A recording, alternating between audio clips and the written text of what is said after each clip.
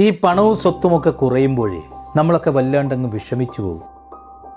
പക്ഷേ ആയുസ്സിൽ നിന്നൊരു വർഷം കുറഞ്ഞാലുണ്ടല്ലോ നമ്മളൊക്കെ കേക്കൊക്കെ മുറിച്ച ആഘോഷിക്കുന്ന ഒരു ജീവൻ ജനിക്കുന്ന കാര്യം നമുക്ക് 9 മാസത്തിന് മുമ്പേ അറിയാം. പക്ഷെ അത് പോകുന്നതാണെങ്കിലോ 9 സെക്കൻഡിന് മുമ്പ് പോലും നമുക്കറിയാനാവില്ല. എത്ര കാശുണ്ടെന്ന് പറഞ്ഞിട്ട് ഒരു കാര്യവുമില്ല. വിധിയുടെ കണക്കെടുപ്പ് നടക്കുമ്പോൾ നമുക്ക് കിട്ടാൻ പോകുന്നത് എത്രയാ? 6 അടി മണ്ണ് മാത്രമാണ്.